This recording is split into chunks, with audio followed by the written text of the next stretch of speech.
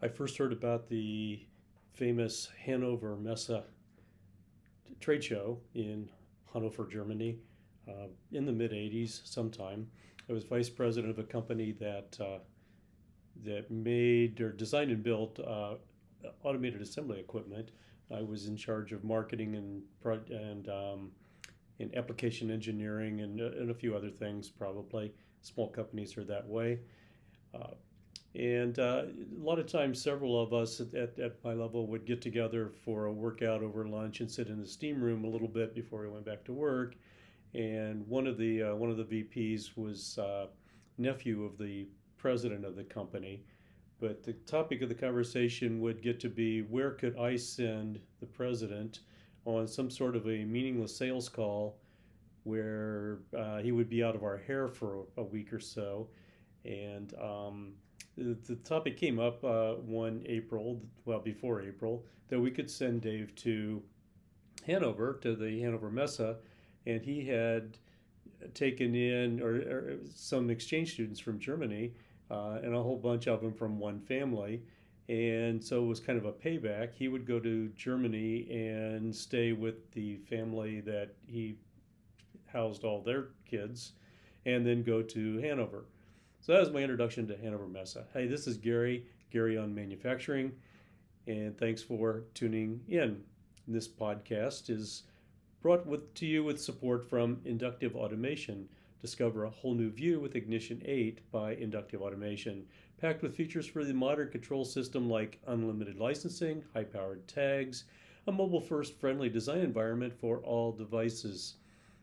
Ignition 8 supports enterprises of any size. See all Ignition has to offer at inductiveautomation.com. So I'm wrapping up. I'm recording this on a Saturday, April 17th, and it's the end of the week of Hannover Messe, but this year it's digital Hannover Messe. Just received a press release from the organizers of the trade show, and of course they were promoting it. What a success it was and everything. They had 90,000 registered users of the website and all the various things. Of course, it's huge. 1,800 exhibitors, I believe they said, and a lot of press conferences, and I had a lot of interviews that were very beneficial. Met some new people and new companies, and only had one instance where somebody got on the video conference tool and started speaking German to me. And I'm not fluent. I can order meals and a little bit more. I have sat through press conferences where I've understood most of what's going on because it's technical German. But anyway, everything went well. One of he's a vice president of marketing of a software company, and told me that he was very happy with the interviews that he had with customers and journalists and media and so on. So evidently, it was pretty successful on the one hand, but there's a lot of things that can't happen on one-to-one meetings and actually seeing the exhibits instead of seeing the exhibits on your screen. So there's a little bit of loss. Big loss for me was that I had to go to Central European time, so I was meeting early in the morning Central Daylight Time in America. And so therefore I instead of walking 10 miles a day like I would at the huge trade fair grounds and going from exhibit to exhibit, I sat on my butt here in the Chicago suburbs and talked to people via Zoom or the Hannover Messe digital app, which was very good, by the way. But those Germans, I mean, when you set a time, I was in a press conference and the time was set, that they had from 1700 to 1755 or whatever. When 1755 came, one of the VPs was in the middle of an answer and it was gone. That was the end of that. So that's one way to cut off a long answer, I guess. But overall, I felt Hanover the experience was good. Okay, I'd have rather been there, But I didn't even talk my wife into making German food during the week, um, just for old time's sake. The probably the biggest and the most information I got of any press event was from Festo. Festo's an interesting company. They when I first heard about them, they thought, well, they're just a pneumatics company. This was like 15 to 20 years ago, and why would I be interested in pneumatics? And I went on one of those trips to Germany, and I visited the Festo headquarters, and I saw all kinds of stuff, and I saw what they do with pneumatics. And this is a company that does they turn their R&D engineers loose, and they do this bionic stuff. And they did like a fish, and a few years ago they did a gull bird that flew. This year they had a bionic swift type of bird, and carbon fiber feathers. Really entertaining and really cool what they were doing, and they had a lot of they're in electric automation as they call it now, and they do a lot of stuff, and very forward thinking company and combining electrics and pneumatics, and as everybody, especially in Germany, looking at sustainability and that sort of thing. So the bionics is another major part of what they do, and so I mentioned the bird, the swift, and another thing that they're really big on is education or training. They have a group called Didactics, and I've sat in a couple of things over here in the United States. There's a guy I've known for years. Actually, he was an American with another German company at the time I met him, if I remember right. And he set up a thing in Cincinnati I went to. But it's a training and education thing. And the Swallow, or the Swift, they've put together as an education toolkit, and they'll sell to schools for like the science teacher and so on as project learning for students in science, technology, engineering, arts, and math, the STEAM curriculum.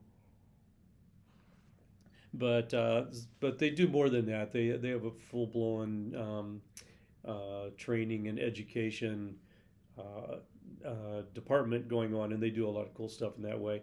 Everybody does some. Festo does a lot, and that's pretty cool. I really didn't come to talk about them. Somebody who wasn't exhibiting, the Open Process Automation Forum, OPAF, has been promoting and developing and working on standards, and it's called a standard of standards for a few years now, and I've reported on them. And one of the things they're trying to do is trying to separate hardware from software. So in the control systems or the DCSs or so on. And the reason for that being that the way things are now, with everything proprietary in one box, when it's time to upgrade, you have to rip out all the control hardware to upgrade the software. The hardware is, for the most part, still pretty darn good. It still clicks and clacks and reads analog signals and whatever. But to actually get the benefits of the latest thing, you have to pull it all out. You have to spend an awful lot of money. There's a lot of upfront cost, and you got to buy all the stuff, and then you've got the project of ripping out, and the the cost for maintenance and technology and technicians and contractors and re-engineering and all kinds of stuff is basically cost prohibitive for most large companies.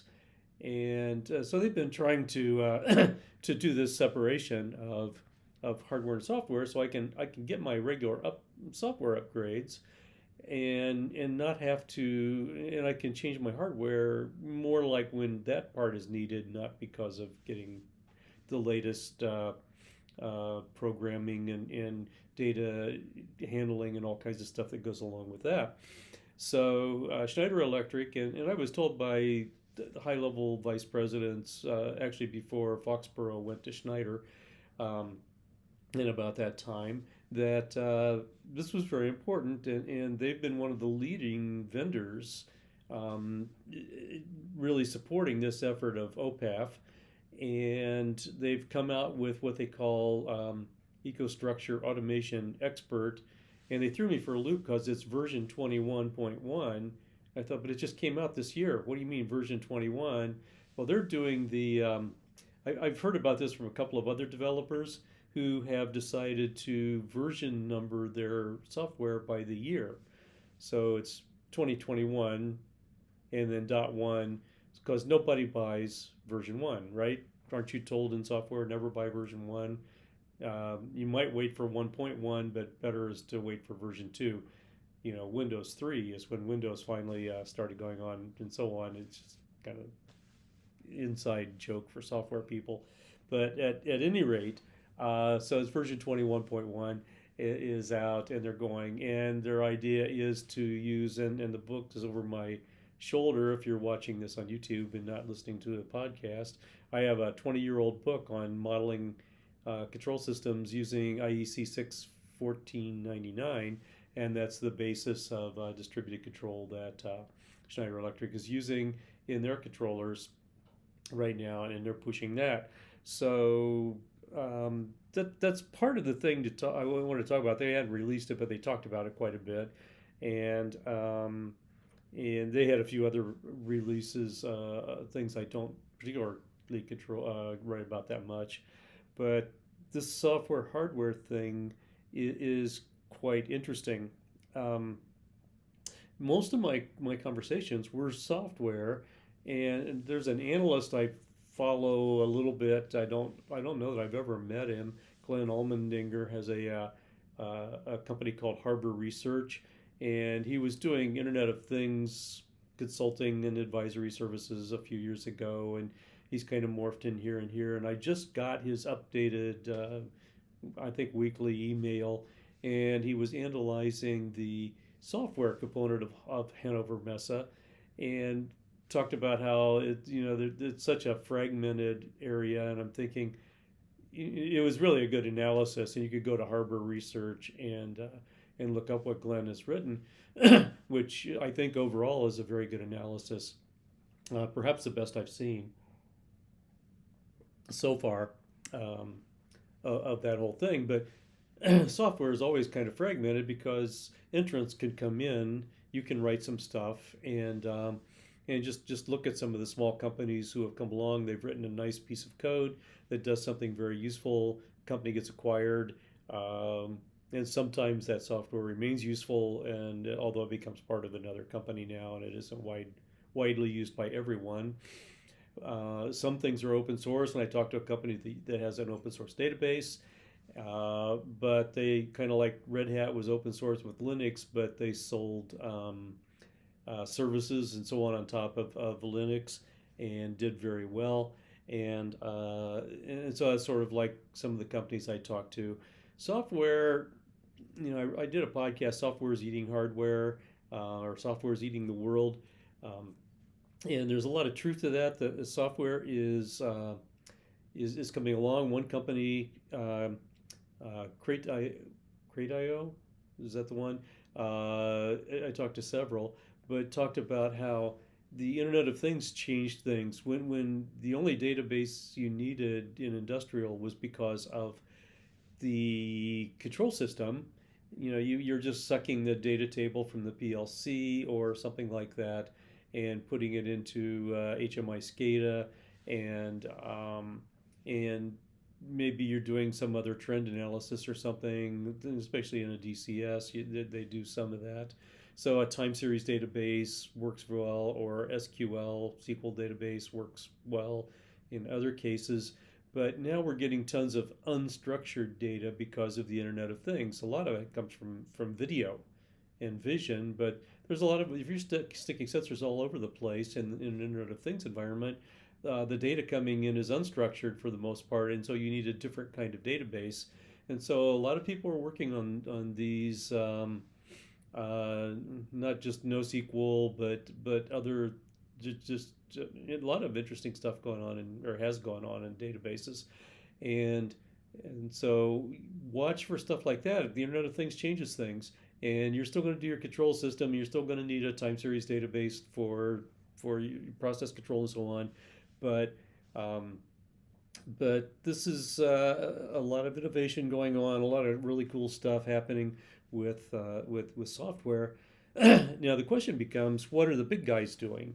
So I've mentioned before that I sat in on Emerson Exchange and listened to the chief technology officer, Peter Zornio, mention the word cloud with a straight face, as if it always existed.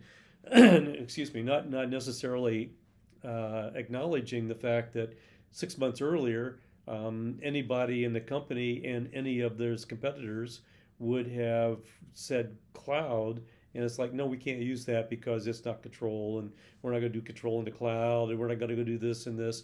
And now it's an accepted thing. But what are the major software or major industrial companies, vendors, doing with software? Are they trying to co-opt it, bring it in, bring it into their proprietary control systems and try to avoid this hardware software split that OPAF is trying to propagate?